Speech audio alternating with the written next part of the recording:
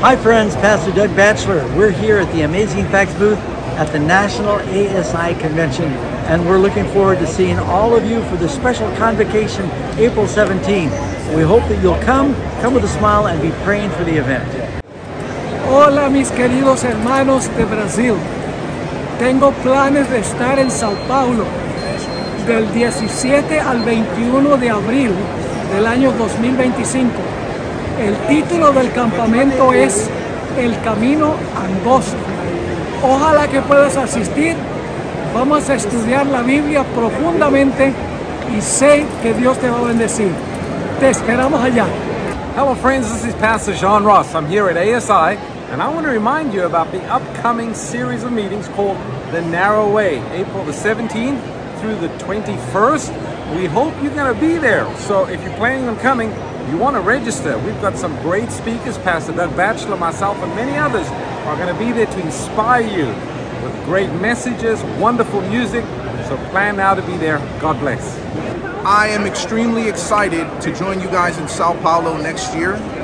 The reason is because the theme, Caminho Estreito, is a great theme because it focuses us on the fact that the way to heaven is not multiple, it's not divided, it's very simple, it's straight, and it's narrow. And the excitement of what Christ can do when the Holy Spirit is poured out there, you will not want to miss this. This will be the most powerful event to ever come to the country of Brazil by the grace of God. So if you're on the line, you're on the fringe, make the decision. God bless you. I'll see you soon.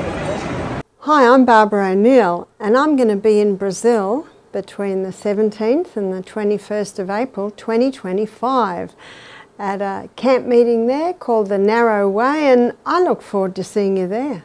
Hello, my Brazilian brothers and sisters. It's Christian Berdal from Shepherd's Call Ministry, and I'm so excited to invite you to Brazil. I'm coming back.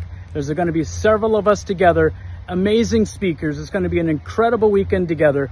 So make sure that you sign up here. Estamos juntos!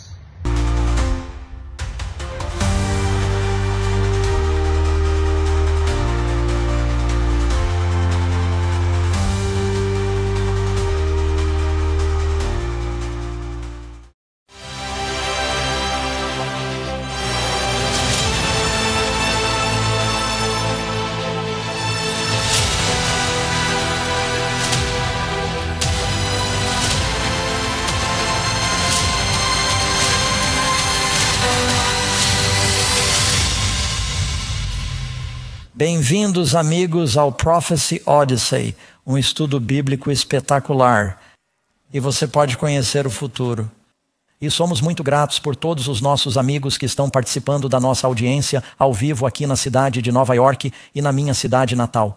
Não tenho voltado há algum tempo. Tem sido divertido viajar e ver alguns dos locais conhecidos. Quero novamente dar as boas-vindas àqueles que estão assistindo online ou pela televisão. E queremos incentivá-los e lembrá-los de que neste momento este é um programa ao vivo. Enquanto falamos, você pode estar enviando uma mensagem de texto para seus amigos e dizer a eles que a Prophecy Odyssey começou. E você pode simplesmente acessar o site do Prophecy Odyssey. Pode assisti-lo ao vivo ou por meio de vários outros. É da internet, sites de mídia social onde ela está sendo transmitida. Estamos realizando uma série de estudos que tratam de alguns dos temas mais importantes da profecia. E estou muito grato por nossa audiência ao vivo aqui esta noite, porque vocês terão um estudo bíblico de força industrial. Estamos falando de algo muito importante que abrange um grande período do tempo bíblico. Vamos cobrir 1000 anos. Em cerca de 50 minutos. Trata-se do grande dia do julgamento. E, como sempre, gosto de começar com alguns fatos surpreendentes da história ou da ciência. E hoje vamos falar sobre... Acabei de ler um livro sobre Napoleão, que foi um personagem e tanto, famoso e infame. Ele conquistou grande parte da Europa no século XIX. E começou como um cabo brilhante. Ele estava lidando com a artilharia da Córcega, que não era da França. Ele subiu na hierarquia do exército francês durante a Revolução Francesa. Ele era extremamente inteligente, era um prodígio. Conseguiu chegar ao controle da nação da França e do exército. Depois foi de batalha em batalha até conquistar grande parte da Europa. Na verdade, ele implementou algumas boas mudanças no governo que ainda são mantidas. algumas das leis napoleônicas, mas milhares de pessoas morreram nessas guerras. Por fim, algumas das outras nações da Europa, lideradas principalmente pela Inglaterra, lutaram com ele e ele foi derrotado. Então eles baniram-no para a ilha de Elba. E no ano do ano ele foi derrotado. Ele foi enviado para lá e deveria viver até o fim de seus dias. Eles lhe deram um certo orçamento e alguma liberdade da qual ele abdicou. Mas, sabe, ele não suportava seu isolamento. Ele estava tão acostumado a ser o imperador, a ter todo aquele poder e de repente perder tudo isso. Mas depois de cerca de 1 ano, ele conseguiu uma fuga ousada. Cerca de 1000 soldados se juntaram a ele. Ele voltou a entrar em Paris, retomou o governo e conseguiu travar outra guerra de 100 dias contra a Europa. Parecia que ele poderia assumir o controle novamente, mas acabou sendo derrotado. Mesmo depois de ter tido tempo para pensar sobre o assunto, ele não conseguiu mudar. Ele queria ser o governante do mundo. Helena, o posto avançado mais remoto do domínio britânico, no meio do nada, onde ele acabou morrendo. Bem, isso me faz pensar em uma história da Bíblia. Portanto, se vocês tiverem suas Bíblias, abram comigo no livro de Apocalipse, capítulo 20. Obviamente, estamos nos aproximando do fim da Bíblia. Apocalipse 22 é o fim da Bíblia. O capítulo 20 fala de algo chamado milênio e está relacionado com o grande dia do julgamento. Peguem suas Bíblias, versículo 1, capítulo 20, Apocalipse. Vi descer do céu um anjo que tinha a chave do poço do abismo e uma grande corrente em sua mão. E ele prendeu o dragão, a antiga serpente, que é o diabo e Satanás, e o amarrou por 1000 anos. E lançou-o no abismo, e fechou-o, e pôs sobre ele um selo, para que não enganasse mais as nações, até que os 1000 anos se acabassem. Mas depois dessas coisas ele deve ser solto por um pouco de tempo. Você pode pular para o versículo 7. Agora, quando os 1000 anos tiverem expirado, Satanás será solto de sua prisão e sairá para enganar mais uma vez as nações que estão nos 4 cantos da terra, Gog e Magog, a fim de reuni-las para a batalha, cujo número é como a areia do mar. Eles cobrem a terra como uma nuvem. E foram sobre a largura da terra e cercaram o acampamento dos santos, a cidade amada. Essa é a nova Jerusalém, que descerá no próximo capítulo. E desceu fogo do céu da parte de Deus e os devorou. E o diabo que os enganava foi lançado no lago de fogo e enxofre, onde estão a besta e o falso profeta. E eles serão atormentados dia e noite, para todo o sempre. Do que isso está falando? Como é possível que o demônio esteja preso por 1000 anos? E se você tem o diabo amarrado, por que diabos você o soltaria? Certo? Sim, muitas pessoas não sabem muito sobre o milênio, embora seja um período de 1000 anos muito importante na Bíblia. Agora, alguns de vocês não estavam aqui. E, portanto, talvez não tenham visto onde ilustrei que há 7 épicos na história da Bíblia.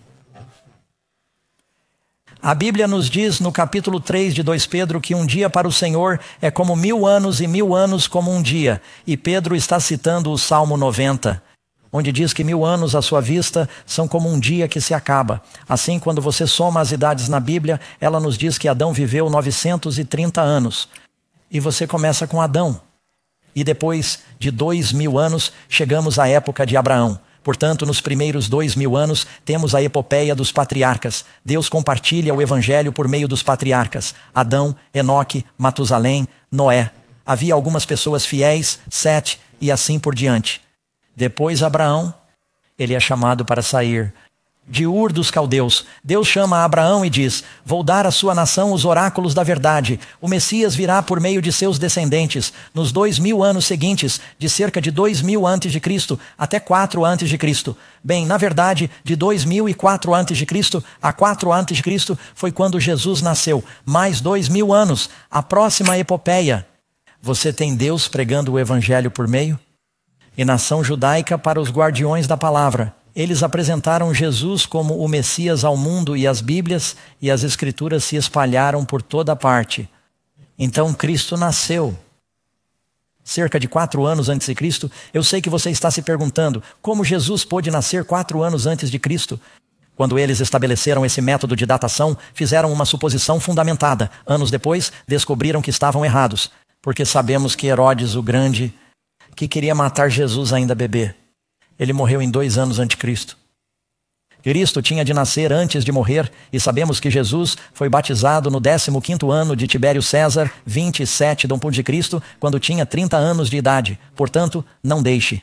Isso confunda você. Acho que já confundi você. De qualquer forma, há 2000 anos. Darei. Abraão até Cristo. Agora, aqui estamos nós hoje. 2000 anos depois de Cristo. Total de 6.000. Se o Senhor é como 1000 anos, nós somos como 6.000 anos. E então viveremos e reinaremos com Cristo por um sábado de 1000 anos. Você sabe, os judeus tinham um programa em que você cultivava a sua terra por 6 anos e depois a deixavam desolada por 1 ano. Deixe-me ler algo para vocês na Bíblia. Se tiverem suas Bíblias com vocês ou se estiverem assistindo em casa, vão para o último capítulo de 2 Crônicas. Há uma declaração muito interessante que fala sobre o que aconteceria com os filhos de Israel aqui. Deixe-me voltar. Tenho todas essas pequenas abas marcando as diferentes passagens aqui. 2 Crônicas, capítulo 36. Os filhos de Israel são levados para a Babilônia. Eles não estavam guardando o sábado anual de 7 anos. A cada 6 anos eles cultivavam suas terras. Em seguida deveriam deixá-la descansar. A cada 6 anos eles poderiam ter um servo hebreu, mas deveriam deixá-lo livre. Eles não os estavam liberando, não estavam deixando a terra descansar. E Deus disse: se vocês não quiserem fazer isso voluntariamente, vou forçá-los. E durante esses 490 anos em que não descansaram na terra, vou tirar 1 ano e colocá-los em cativeiro. E farei com que a terra guarde o sábado. Aqui está o que diz. Em 2 Crônicas, capítulo 36, lendo o versículo 21. Para que se cumprisse a palavra do Senhor pela boca de Jeremias, até que a terra gozasse os seus sábados, enquanto estivesse desolada durante 70 anos. Ela guardou o sábado para cumprir 70 anos. Portanto, quando a terra de Israel estava desolada, a Bíblia diz que ela estava guardando o sábado. Durante o milênio, este mundo está desolado, guardando o sábado. Isso significa que estamos à beira de, pode-se dizer, o pôr do sol para o mundo. E então haverá 1000 anos em que viveremos e reinaremos com Cristo. Portanto, vamos começar nossa lição sobre esse período milenar. Pergunta número 1. O que começa? Que eventos marcam o início dos 1000 anos? Resposta. E 1 Tessalonicenses 4:16. Não se esqueça de que você pode dizer as respostas em azul. Isso ajuda outras pessoas a preenchê-las. O próprio Senhor descerá do céu com um brado e os mortos em Cristo ressuscitarão. O início do milênio é marcado pela vinda do Senhor. Esse é o evento supremo da história que marcará isso. E não sei quanto a vocês, amigos, mas estou ansioso por isso. Sabe, em Atos, capítulo 1, é dito que os discípulos viram Jesus subir nas nuvens e que ele voltará nas nuvens da mesma forma que veio, mas seus pés não tocam o chão. Ele disse aos discípulos, João 14, eu vou preparar um lugar para vocês. E se eu for e preparar um lugar para vocês, voltarei novamente. Você acredita em Jesus? E vos receberei para mim mesmo, para que onde eu estiver estejais vós também. De fato, temos uma pequena visão da segunda vinda bem aqui. Estou me perguntando se eu pudesse pular nesse buraco, o que aconteceria? Isso é incrível, a realidade que eles têm aqui. Você tem a segunda vinda de Jesus. Você sabe o que são as nuvens? É H2O? Não, se você olhar no Salmo 1:4... seus ministros, os anjos, seus espíritos ministradores, ele virá em nuvens de glória. Os anjos são seres brilhantes, são nuvens de luz. Às vezes os anjos são chamados de estrelas. O que você acha que era a estrela que os sábios seguiram? Não era um asteroide ou um cometa que estava pairando sobre a casa em Belém. Era um grupo de anjos que lhes pareciam estrelas. E assim Cristo está chegando, diz o texto, e todos os anjos com ele. Quão brilhante você acha que isso será? Mas seus pés não tocam o chão, como nós somos apanhados. Portanto, se alguém começar a andar por aí dizendo que é Jesus, Cristo não disse que haverá muitos falsos cristos? Não se deixem enganar por isso. O próprio Senhor descerá do céu, morto aos olhos de Cristo. Em Apocalipse 20, o que eles fazem? Eles vivem e reinam com Cristo por 1000 anos. Agora, na profecia, às vezes um dia equivale a 1 ano. Por isso, alguns estão se perguntando se são 1000 anos espirituais ou 1000 anos literais. Acreditamos que são 1000 anos literais. Ou por alguns motivos. Quando Jesus vier, entraremos na eternidade. Temos nossos corpos glorificados. Deus não está mais usando a Bíblia para falar conosco. Estamos falando com Ele face a face. Portanto, trata-se de 1000 anos literais, assim como são 6.000 anos literais desde a época de Adão até os dias atuais. E novamente, estamos dando aproximações aqui. Ninguém sabe o dia nem a hora, amém, da vinda de Jesus. Pode ser mais tarde do que você imagina, porque a Bíblia diz que Ele é um longo sofredor para nós. Não queremos que ninguém pereça. Ele está esperando o máximo que pode para salvar o máximo que puder. Pode ser mais cedo do que você imagina. Pois ele disse, na hora em que não penseis, virá o Filho do Homem e o consumará em justiça. Portanto, não tente prever o dia ou a hora da vinda de Cristo. Agora você vai me ouvir usar a palavra milênio. A palavra milênio não aparece na Bíblia. É apenas um termo teológico. É uma combinação de 2 palavras gregas. Acho que na verdade é latim, milai e annum. E significa apenas 1000 anos. Portanto, se você me ouvir dizer milênio, significa apenas o período de 1000 anos do qual estamos falando. Encontra-se principalmente no capítulo 20 de Apocalipse. Como Karen disse, eu não dei a segunda resposta. Obrigada. Eles vivem em Cristo. Eles vivem com Cristo por 1000 anos, mas o restante dos mortos não vive novamente até que os 1000 anos terminem. Quando os 1000 anos terminarem, essa é a primeira ressurreição. Fico feliz por ter lido isso. Isso é muito importante. Se os mortos em Cristo ressuscitam primeiro e são os salvos, quem são os outros mortos? Eles são os perdidos. Há apenas um outro grupo restante, certo? Se todos os bons são salvos, então o que resta? Os maus, e assim eles não aparecem até o fim. Jesus disse que há 2 ressurreições. Está chegando a hora em que todos os que estão nos túmulos ouvirão sua voz e sairão. Para os que fizeram o bem, a ressurreição da vida. Os que fizeram o mal, a ressurreição da condenação ou a ressurreição da condenação. Você encontra isso também no capítulo 12 de Daniel. Naquela época, Miguel se levantará, o grande príncipe que representa os filhos de seu povo. E haverá um tempo de angústia como nunca houve desde que existiu uma nação até aquele tempo. E nessa ocasião, muitos dos que dormem no pó da terra despertarão. Alguns para a vida eterna, outros para a vergonha e o desprezo eterno. A Bíblia separa essas ressurreições em 1000 anos. Vamos falar mais sobre isso. Número 2. O que mais acontecerá na primeira ressurreição? Resposta, 1 Coríntios 15, versículo 51. Nem todos dormiremos. Mas todos nós seremos o quê? Transformados em um momento, em um piscar de olhos, ao som da última trombeta, pois a trombeta soará e os mortos ressuscitarão incorruptíveis. Diz que ele transformará nosso corpo humilde para que seja conforme o seu corpo glorioso. Corpo glorioso. Agora, amigos, não sei se vocês já pensaram nisso, mas haverá uma geração de pessoas vivendo no mundo. A que não morrerá. Não tenho necessariamente medo da morte, mas se eu pudesse escolher, preferiria estar nesse grupo. Acho que todos nós temos uma aversão natural à morte. Acho que Woody Allen disse, não tenho medo da morte, só não quero estar lá quando ela acontecer. Portanto, eu não deveria estar citando, desculpe-me. Mas é assim. Sabe, há uma experiência em que Jesus aparece no Monte da Transfiguração. Em vez disso, Jesus está no Monte da Transfiguração e Moisés e Elias aparecem. Moisés morreu, mas foi ressuscitado em uma ressurreição especial. Você leu sobre isso no livro de Judas, versículo 9.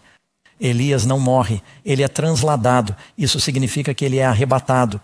E vai para o céu sem morrer. Quem mais foi para o céu sem morrer? Enoque? Não, algumas pessoas. E haverá um grupo inteiro de pessoas na segunda vinda que não morrerá.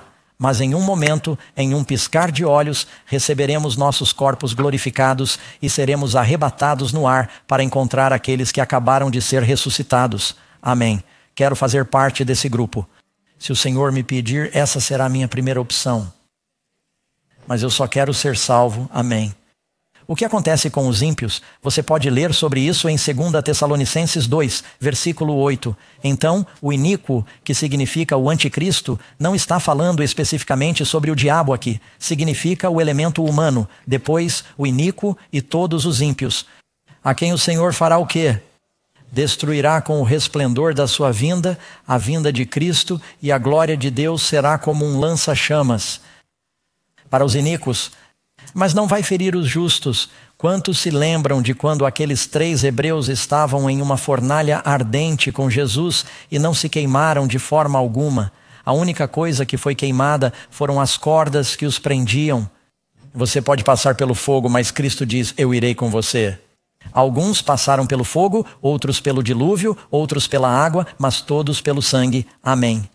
Então você pode ler em Apocalipse 16, versículo 18, versículo 20 e 21, houve um grande terremoto. É assim que se chama na Califórnia, eles sempre dizem que um dia teremos um grande terremoto. Eles acham que se algum dia tivermos um terremoto em São Francisco, como o que aconteceu no Alasca em 1964, ou o que aconteceu na Indonésia em 20.004, se tivermos algo com 9 graus na escala Richter, isso vai nivelar completamente a função. Ou em Los Angeles, vivemos em uma zona de falha. Lá, não tanto em Sacramento, onde moramos, pois teremos propriedades à beira-mar se isso acontecer. Mas as pessoas que estão na falha de San Andreas sofrerão um grande abalo. Isso não é nada comparado a este. Este será de 55 graus na escala Richter. Os montes são engolidos, as ilhas desaparecem, a terra inteira está tremendo como uma cana ao vento, diz a Bíblia. Como um terremoto, como nunca houve desde que há homens sobre a terra, todas as ilhas fugiram e os montes não foram encontrados. E uma grande saraivada cai do céu sobre os homens. Diz que as pedras de granizo pesam 1 talento. Agora, há alguma discordância entre os estudiosos, porque eles têm o talento egípcio e o talento hebraico e o talento babilônico. Mas isso não importa, porque eles estão em algum lugar entre 55 e 75 libras. Pedras de granizo, se você pode imaginar isso. Apocalipse 20, versículo 1 e 2, e durante esse tempo, e um anjo, provavelmente Gabriel, que assumiu o lugar de Lúcifer, agarrou o dragão, a antiga serpente que é o diabo e Satanás, e o prendeu por 1000 anos. Em 1 minuto falaremos sobre como ele foi amarrado e onde ele foi amarrado. Pergunta número 3. Quem ressuscitará na segunda ressurreição? E quando isso ocorrerá? Já falamos sobre isso, mas vamos ler os versículos. Todos os que estão nos túmulos ouvirão a sua voz e sairão, os que tiverem feito o bem para a ressurreição da vida, e os que tiverem feito o mal, o que terão feito? O mal. Então quem está nessa ressurreição? Os perdidos. Eles não confessaram e não abandonaram seus pecados. A ressurreição da condenação. Agora, quantos aqui fizeram o mal? Todos nós pecamos. Portanto, nossa única esperança é ter nossos pecados perdoados. Mas se não estivermos sob o sangue, se não tivermos nos rendido a Jesus, estaremos na ressurreição errada. A propósito, se você sair da sepultura e ainda tiver rugas, isso não é bom. Você está na ressurreição errada. Se você sair da sepultura e olhar para a sepultura ao seu lado e lá estiver Adolf Hitler, isso não é bom. Você está na ressurreição errada. Ele diz, acho que não li isso. O mal e a ressurreição da Bíblia chamam isso de condenação para condenar. Jesus disse, eu não vim ao mundo para condenar o mundo, mas para salvar o mundo. Já estamos condenados por nosso pecado, precisamos ser salvos dessa condenação, estamos sob a lei, Jesus quer nos salvar da penalidade da lei. Amém? O restante dos mortos, Apocalipse 20:15, não voltará a viver até que se completem os 1000 anos, ou seja, quando os 1000 anos terminarem, e os ímpios serão ressuscitados para um julgamento. Mas é mais do que apenas o julgamento. Observe aqui, número 4. Qual é a condição do mundo durante os 1000 anos? Falamos sobre os eventos que iniciam os 1000 anos. Jesus vem, somos arrebatados para encontrá-lo. Se estivermos vivos, receberemos nossos corpos glorificados. Os mortos em Cristo ressuscitam com corpos glorificados. Lembro-me de mostrar uma imagem Acho que a mostrei há 1 minuto na tela, de uma mãe abraçando seu bebê na ressurreição. Depois do programa, uma senhora veio até mim em lágrimas e disse: "Você pode me dar essa foto?" Ela disse: "Perdi 2 filhos." E ela disse: "Eu só espero vê-los novamente na ressurreição." E haverá grandes reencontros nessa época, amigos. Então, qual é a condição do mundo durante os 1000 anos? Eis que o Senhor faz a terra, o quê? Esvazia e a desperdiça. Não, espere. Alguns de vocês estão dizendo, Pastor Doug, pensei que vivêssemos e reinássemos com Cristo aqui embaixo. Você sabe, há bons cristãos por aí, há 2 grupos principais. Um grupo acredita que estamos aqui na Terra. Se você ler os livros deixados para trás, ou seguir Hal Lindsey ou Tim LaHaye, eles acreditam que estamos aqui na Terra durante os 1000 anos. Os protestantes tradicionais acreditam que estamos vivendo e reinando com Cristo em glória durante os 1000 anos. A Bíblia diz que estamos com Ele e que os ímpios serão destruídos. O grupo Left Behind, deixados para trás, diz que os justos que têm vida eterna estão reinando sobre os ímpios que ainda estão morrendo. Não sei quanto a você, mas eu não quero reinar sobre os ímpios. Quero estar com Cristo. Vamos descobrir o que a Bíblia diz. A Bíblia diz: qual é a condição da terra? Eis que o Senhor esvazia a terra, Ele a desperdiça. Leia em Jeremias 4, versículo 23. Contemplei a terra e, de fato, ela estava sem forma e vazia. Agora, se eu parar por aqui, você vai pensar, bem, isso parece com Gênesis. É preciso continuar lendo. E os céus e não tinham luz. E vi os montes e de fato tremiam, e não havia homem algum, e todas as aves do céu tinham fugido. Isso significa que elas estavam lá, mas agora se foram. Continue lendo. E a terra frutífera era um deserto e todas as suas cidades foram destruídas. A terra está coberta de cidades destruídas. Por quê? Por causa da presença do Senhor e do furor de sua ira. Veja que o Senhor, quando começou a criação, a terra era sem forma e vazia.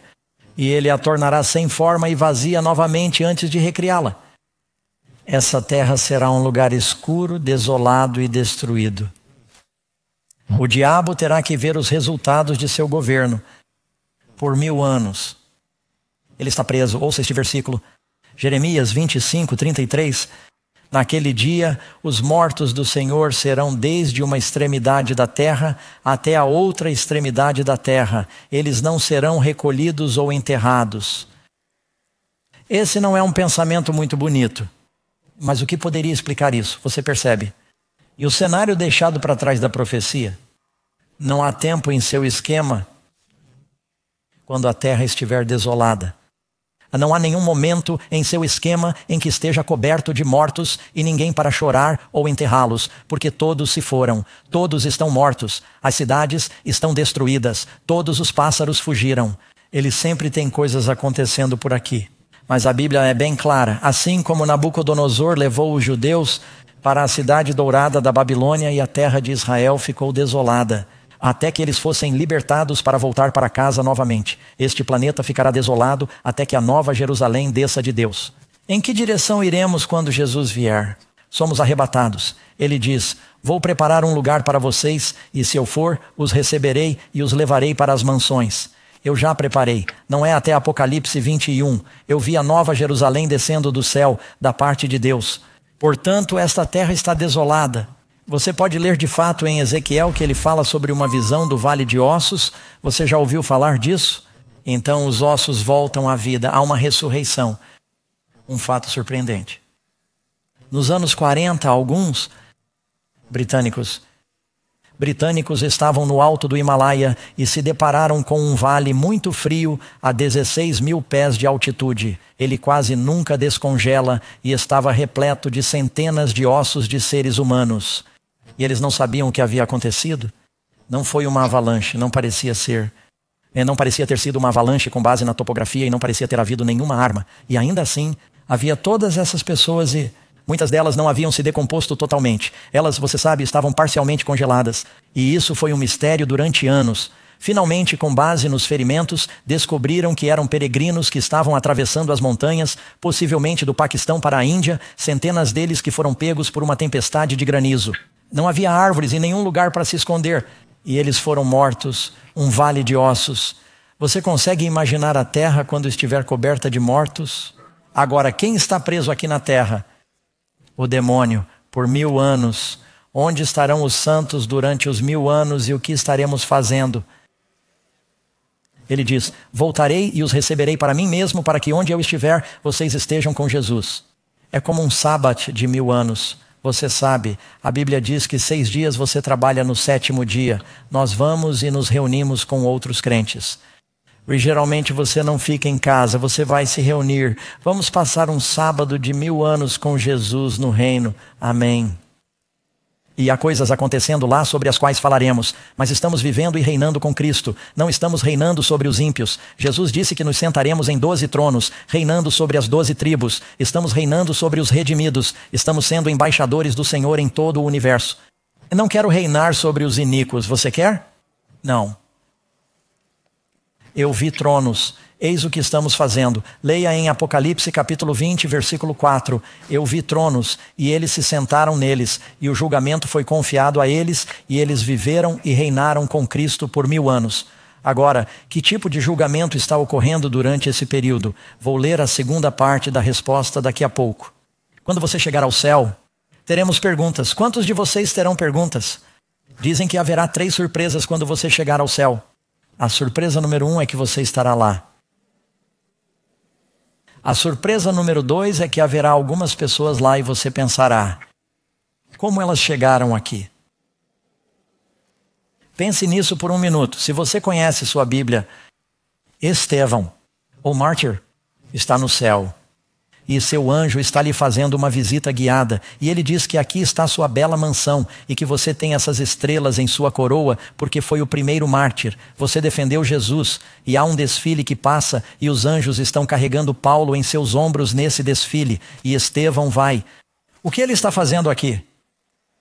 Da última vez que eu vi, ele era cúmplice do meu assassinato. Vocês costumam fazer um bom trabalho, mas sabem, cometeram um erro. É melhor verificar seu software. O Paul não deveria estar aqui. E o anjo diz, Stephen, qual foi sua última oração?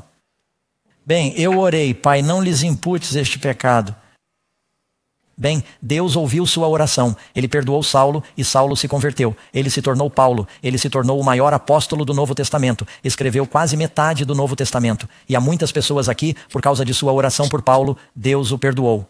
Portanto, teremos um julgamento em andamento e julgar não significa que você está sentado em um banco com um martelo dizendo culpado, inocente, culpado, inocente. Significa que você está avaliando as evidências. Teremos muitas perguntas. Haverá alguns reencontros interessantes. Sabe, a história de Davi e Batseba e Urias. Urias era um homem piedoso. Ele era um dos homens poderosos de Davi e estará no céu. E a Bíblia parece dizer que Batseba também estará lá. Ela se arrependeu. E a mãe de Salomão.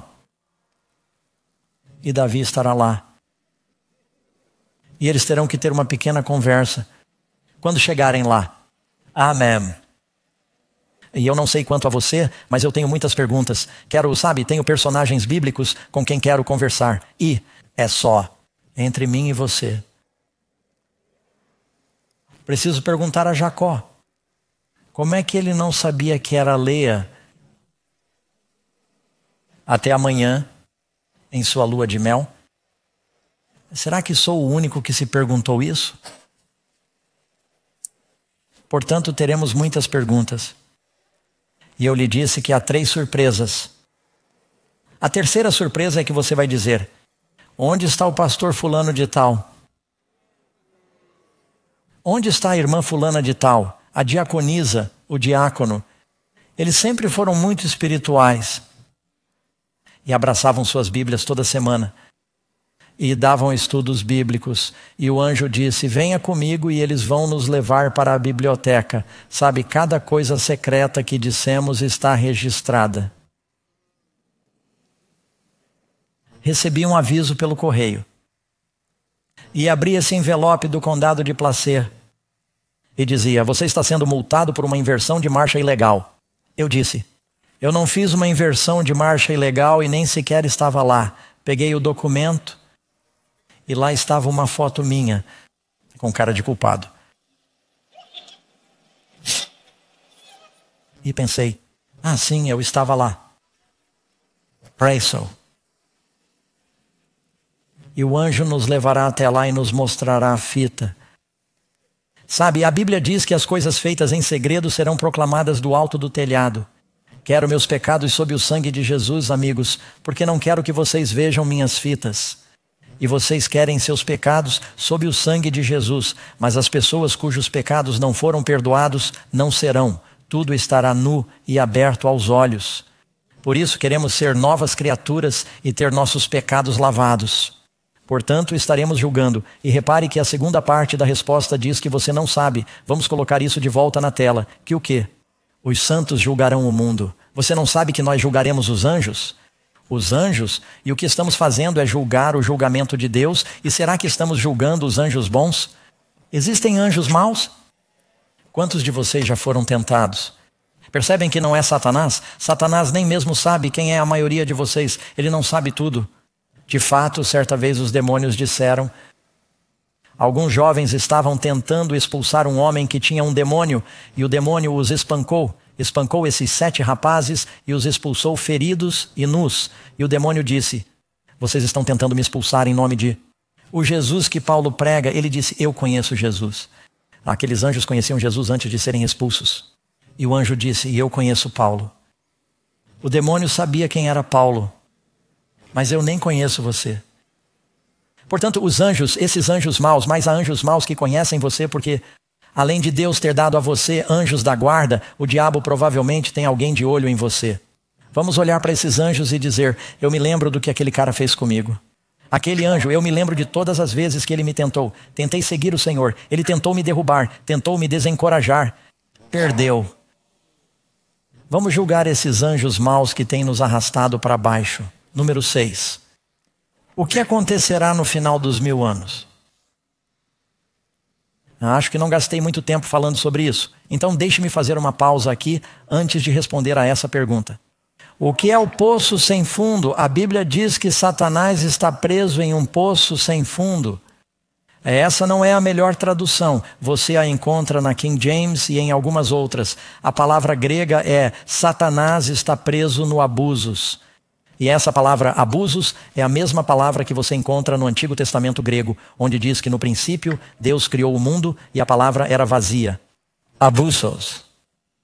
Isso significa que era como um vazio, caótico. É um mundo sem pessoas para tentar ou manipular. Vou lhe dar mais uma prova. Se você ler no livro de Marcos, capítulo 5 e Lucas, capítulo 8, esse homem está cheio de demônios e os demônios dizem a Jesus, somos uma legião, não nos lance em ti. A palavra ali é profundo. A palavra em grego é abusos, a mesma palavra de Apocalipse 20. A mesma palavra que traduziram como poço sem fundo. Por que o tradutor King James? Eles foram criativos no final da Bíblia. Poço sem fundo. Mas a palavra é abusos e significa o vazio, a escuridão onde os demônios estão acorrentados porque não tem nada para fazer. Veja, os demônios são viciados em trabalho. O que o demônio vai fazer durante 1000 anos quando não há pessoas para possuir, tentar ou manipular? E quando Jesus expulsou os demônios do endemoninhado, eles disseram, pelo menos deixe-nos possuir os porcos, dê-nos algo para possuir. Durante 1000 anos não há nenhum homem na terra. A terra é uma escuridão. É um vazio novamente, é um abuso. Satanás está preso neste planeta. Ele e seus anjos vão persegui-lo e dizer, você nos disse que se o seguíssemos, as coisas seriam melhores. Agora veja o que aconteceu. Vai ser terrível. Uma das razões pelas quais Deus está lhe dando 1000 anos antes de destruí-lo, ficará evidente em apenas um momento. O que acontecerá no final dos 1000 anos? O texto diz que naquele dia virá, o Senhor virá. Naquele dia seus pés estarão sobre o Monte das Oliveiras. Será que algum dia Jesus fará um touchdown? Ele, quando vier da próxima vez, nós subiremos. No final dos 1000 anos, a Nova Jerusalém descerá do céu, vinda de Deus. Mas antes que ela se estabeleça, Zacarias 14 diz que ele sai da cidade. Seus pés tocaram o Monte das Oliveiras. Por que o Monte das Oliveiras? O texto diz que ele subiu, ele levou seus discípulos de Betânia para o Monte das Oliveiras. e subiu. Foi no Monte das Oliveiras que ele lhes falou sobre sua segunda vinda. Ele está voltando de onde saiu. E diz que seus pés tocarão o local e ele formará um grande vale. Você sabe, o mundo inteiro está desolado. Ele tem que preparar um alicerce limpo com 375 quilômetros quadrados, porque essas são as dimensões da Nova Jerusalém. E ela se estabelece nesse vale que ele prepara. Diz no Monte das Oliveiras, que fica de frente para Jerusalém a leste, e o Monte das Oliveiras se dividirá em dois. Foi no Monte das Oliveiras que Jesus orou no jardim do Getsemane. Não seja feita a minha vontade, mas a tua.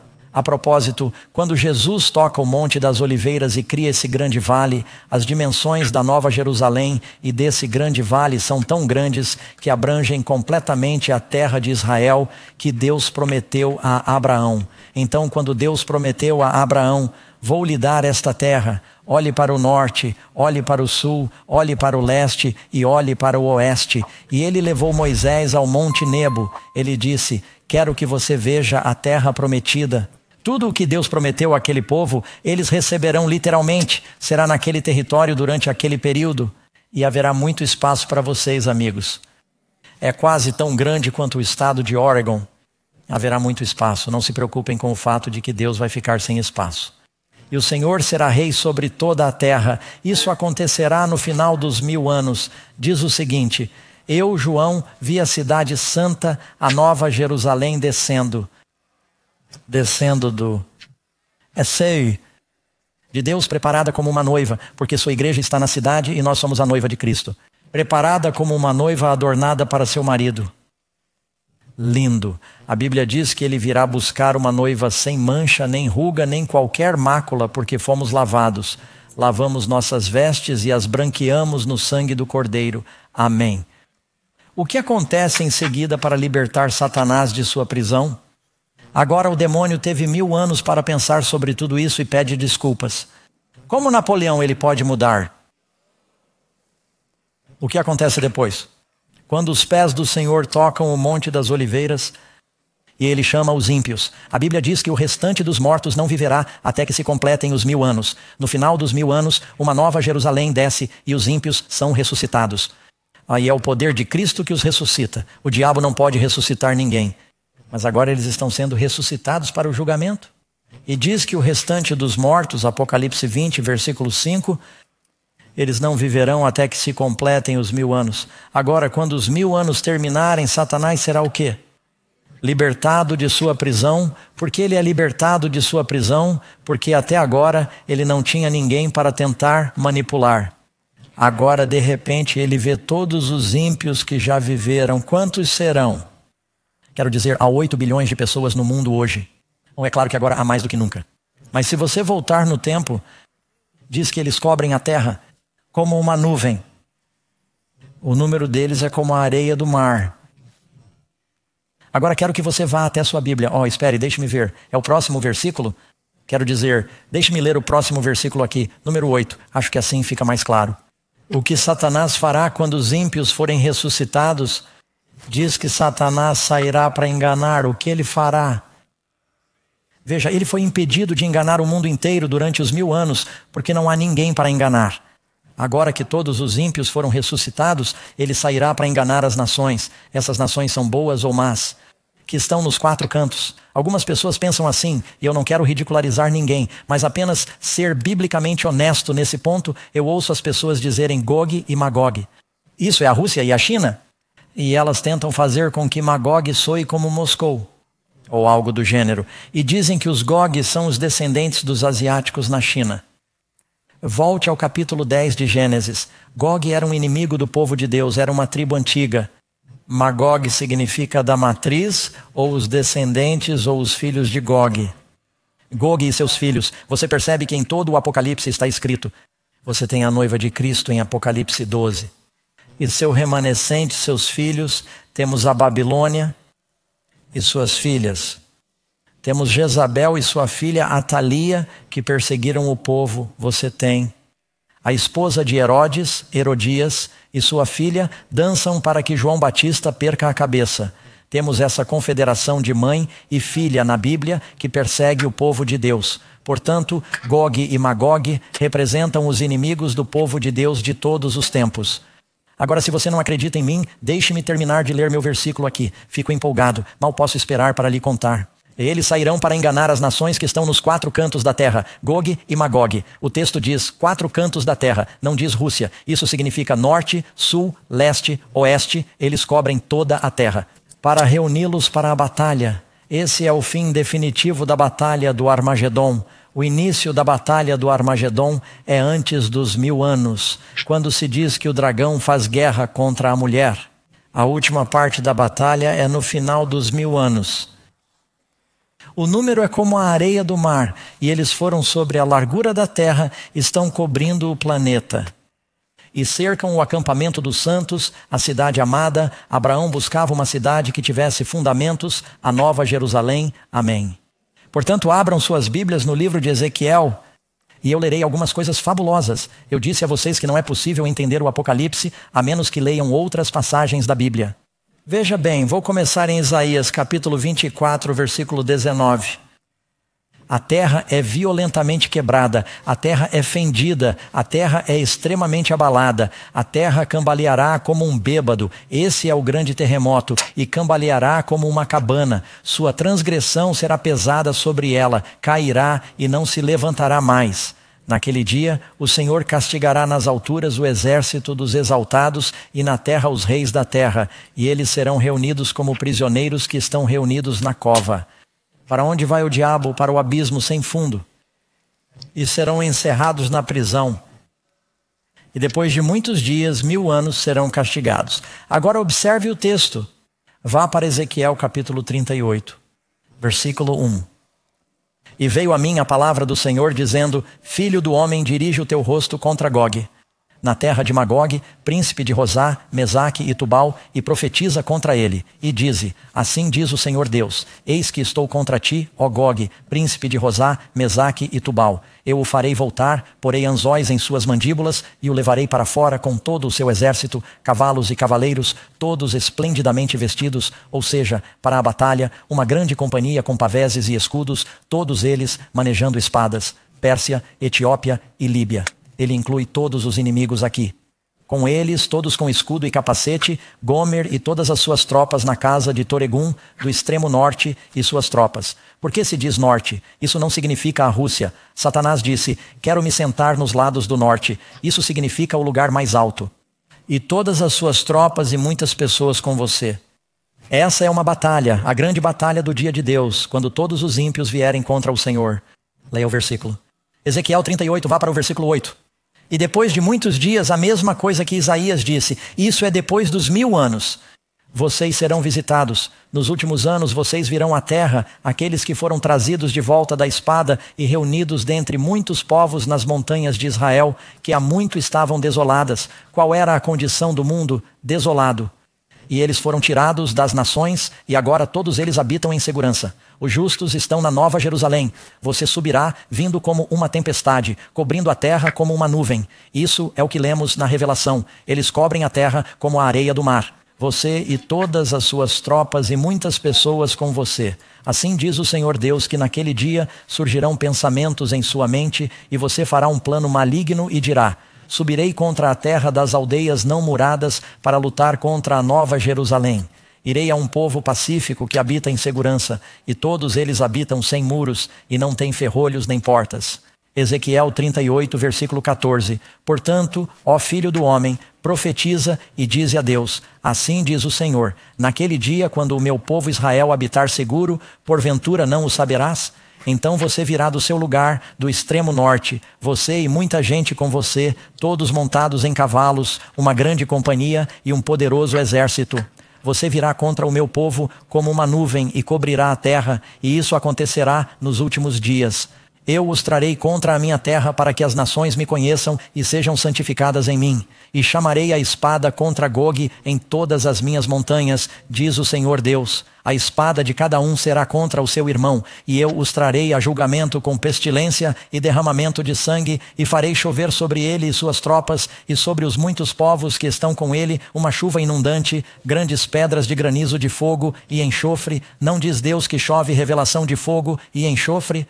Assim eu me engrandecerei e me santificarei, e serei conhecido aos olhos de muitas nações. Elas saberão que eu sou o Senhor. Isso é o que você está lendo na abundância de Apocalipse. Tudo foi extraído de Ezequiel e Isaías. Temos que conhecer o contexto dessa grande batalha final que está ocorrendo. Nesse momento crucial, tudo vai parar. Satanás vê todos os ímpios que já viveram, e ele disse: há mais de nós do que deles. Ele não mudou, não se arrependeu. Ele diz: vamos atacá-los. E ele se reúne. Ele ainda é um ser poderoso. Tenha em mente, o mais poderoso do universo é o Pai, o Filho e o Espírito Santo. O número 4 foi o primeiro ser criado, Lúcifer. Ele toma seu poder e inspira todas as multidões de mortos, e eles não recebem corpos glorificados. E não sei exatamente, Deus os junta para que saibam o que está acontecendo, mas eles estão funcionando, certo? E ele diz que podemos tomar a cidade, e eles, em vez de se arrependerem, sabendo que estão do lado de fora, eles ainda estão dispostos a ouvir o diabo. Deus está se preparando para destruir os perdidos. Há pessoas na cidade que amam algumas pessoas que estão do lado de fora. Deus ama os perdidos. Deus tem de mostrar que não tem escolha. Mesmo depois de 1000 anos, quando eles saem de seus túmulos, ainda estão prontos para dar ouvidos a Lúcifer. E ele lança esse ataque. A Bíblia diz que ele está solto por um tempo. Não sabemos quanto tempo é esse. Eles preparam os instrumentos de batalha. Eu não sei. O texto diz que Moisés recusou os prazeres do pecado por um tempo. Foram 40 anos no deserto. Não sei quanto tempo é, mas por um período de tempo ele os reúne e vai ter Napoleão lá. Ele terá Alexandre, o Grande, Júlio César, haverá alguns grandes líderes. Ele dirá: podemos tomar a cidade. Mas antes que eles lancem seu ataque, o que acontece? Ele interrompe tudo. Eu vi um grande trono branco e o que estava sentado sobre ele. E os mortos foram julgados de acordo com suas obras, pelas coisas que estavam escritas nos livros. Você percebe que naquele momento todos nós nos encontraremos novamente. Jesus disse que está chegando o dia em que ele reunirá todas as nações diante de si e elas serão separadas. Ele terá as ovelhas, que são salvas, e os bodes, que se perderam. Você sabe por que os bodes estão perdidos? Porque os bodes usam seus chifres para dar a bunda. Toda vez que Jesus diz: você precisa me seguir, eles dizem: bem, eu o seguiria, mas eu pararia de fumar, mas eu seria batizado, mas todas essas desculpas e racionalizações, e ele separa as ovelhas das cabras. Todos estão lá, esse grande dia de julgamento. E diz que o servo bom e fiel entra na alegria do Senhor. Eu estava com fome e vocês me deram de comer a quem tinha sede. O Senhor me deu de beber. Eu estava nu e vocês me vestiram. Estive doente e vocês me visitaram. Eu estava na prisão e o Senhor veio a mim. Eles dirão: Senhor, quando foi que fizemos isso? Assim como o fizestes a um destes mais pequeninos, meus irmãos, a mim o fizestes. E ele se volta para os bodes, os ímpios, e diz: eu estava com fome. Vocês não me deram de comer a mim, que estava nu. Não me vestiram. E assim como não o fizestes ao menor deles, não o fizestes a mim, porque eles não amaram seus irmãos, eles estão perdidos. Haverá um grande dia de julgamento. Os salvos estão na cidade, os anjos bons estão na cidade, Cristo está na cidade, todos os ímpios estão fora da cidade. Deus, o Pai, o Filho e o Espírito serão exaltados acima da cidade. Todos o verão naquele dia. Ele estará em seu trono branco. E naquele momento ele julgará todos. Você percebe que Deus não coloca todo mundo em fila como o departamento de veículos motorizados. Um por um você entra. E isso levaria 1 milhão de anos. Ele julga as pessoas. Ele faz com que suas vidas passem diante delas. Elas veem como ele fez tudo o que podia para salvá-las, mas elas estavam preocupadas demais com o pecado. E, por fim, todo joelho se dobrará. O que acontece depois que os ímpios são julgados? Como eu vivo, diz o Senhor. Quantos? Todo joelho se dobrará diante de mim e toda língua confessará a Deus. Ao nome de Jesus, Filipenses 2, versículo 10. Todo joelho se dobrará, dos que estão no céu e dos que estão na terra, dos que estão debaixo da terra. Até mesmo o diabo será finalmente forçado a se curvar diante de Cristo e dizer: Deus é bom e eu estava errado. Que ao nome de Jesus toda língua confessará que Jesus Cristo é o Senhor, para a glória do Pai. Cristo disse: Satanás, prostre-se e adore-me. Ela disse: não, adore somente a Deus. Satanás vai se prostrar e adorar a Jesus. E ouvi uma grande voz do céu, uma multidão no céu dizendo: verdadeiro e o quê? Justos são os seus juízos, todos nós declararemos. Deus é bom. E então, nesse momento, quando perceberem que a situação é desesperadora, Satanás dirá: não, ainda não é tarde demais. Lutem contra a cidade. E todos eles vão se voltar uns contra os outros, como acabamos de ler em Gog e Magog. E todos vão se culpar mutuamente, e haverá caos e derramamento de sangue. E o fogo descerá do céu vindo de Deus. E eles serão julgados. Essa é a 11ª pergunta. O que acontece depois? O fogo desce do céu vindo de Deus e os devora. Alguns queimam mais do que outros. Cada homem é punido de acordo com o que merece. Amém. Há vários graus de recompensa, bons e ruins. Todo aquele que não for encontrado escrito no livro da vida é lançado em um lago de fogo. Durante o julgamento de Noé, houve um dilúvio, e somente os que estavam na arca foram salvos. No final, haverá um dilúvio de fogo, e somente os que estiverem na cidade serão salvos. Amém? Você quer estar na Nova Jerusalém? Você quer estar em Cristo? Ele é a arca. Você está permanecendo em Cristo? Quem permanece nele não peca, a menos que você permaneça nele como a videira. Você não produzirá frutos. Precisamos estar em constante comunhão, caminhando com Jesus. Amém. Número 12. Agora é aqui que a coisa fica bonita. Quando o fogo se apagar nas cinzas deste planeta purificado, ele não vai queimar para sempre e sempre e sempre. O texto diz que ele se transformará em cinzas. Depois que o fogo se apagar, o que Deus fará por seu povo? Eis que eu faço o quê? Eu crio novos céus e uma nova terra onde habita a justiça. E amigos, se o diabo foi expulso por pecar, nós não vamos entrar pecando. Você precisa abandonar seu pecado, arrepender-se de seu pecado. Você pode fazer isso por meio de Jesus. Você pode ser uma nova criatura e viver uma nova vida. Este mundo não é assim. E ficamos distraídos com nossos telefones celulares, a mídia e o entretenimento. De alguma forma, achamos que é tudo isso. Não é isso. Isso é planejamento para o que realmente importa. Não deixe que o diabo o distraia com as preocupações desta vida para que você perca a eternidade. Você pode viver para sempre. Jesus quer lhe dar a vida eterna para que você não pereça. De acordo com sua promessa, esperamos um novo céu e uma nova terra onde habita a justiça. E onde será isso? Abençoados são os mansos, eles herdarão a terra aqui.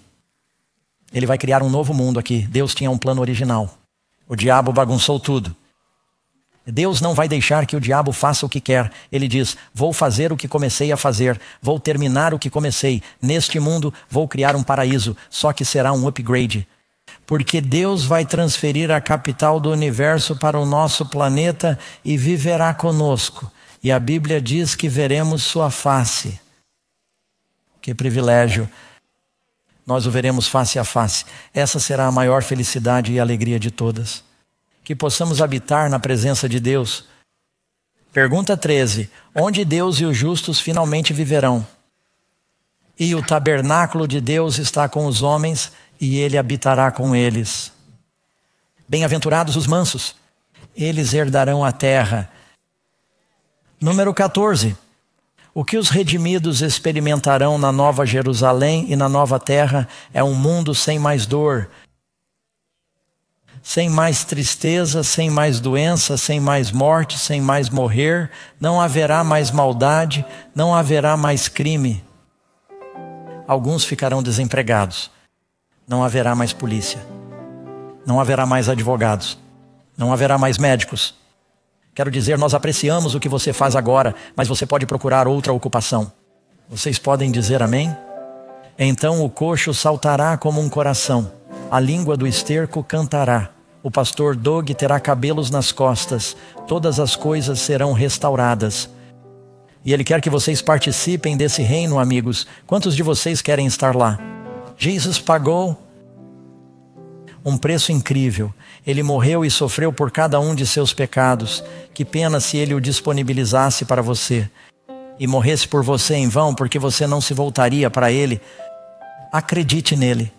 Ele quer lhe dar um novo coração, uma nova vida. Não importa quais são seus problemas, Jesus é maior. Vocês acreditam nisso, amigos? Posso orar com vocês? Pai do céu, por favor, abençoe essas pessoas para que elas possam experimentar esse novo nascimento. Salve-nos de nossos pecados. Queremos estar prontos para a sua primeira vinda. Pedimos em nome de Cristo. Amém. Deus os abençoe, amigos. Quando será a nossa próxima reunião? Terça-feira à noite. Viemos da Califórnia. Por favor, venham do Brooklyn. Venham do Queens. Aqueles que estão assistindo, estamos falando sobre a besta do anticristo. Não percam isso. Deus os abençoe e tenham uma boa noite.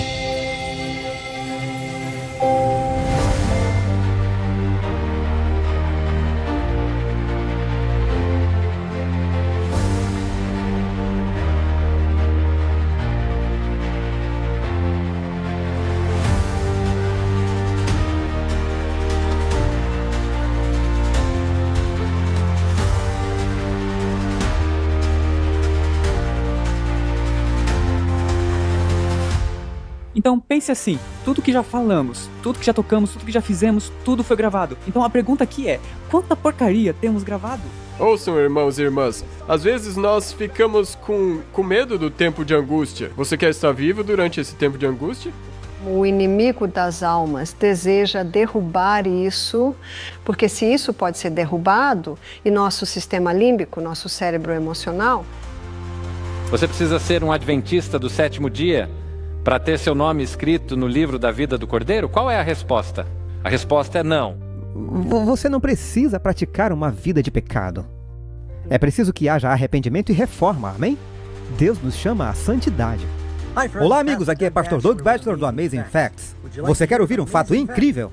Em breve estarei no Brasil pregando na Campal O Caminho Estreito. Eu e outros palestrantes maravilhosos. As datas são de 17 a 21 de abril, na Estância Árvore da Vida em São Paulo. Planeje-se para estar lá. Conte aos amigos e traga os inimigos.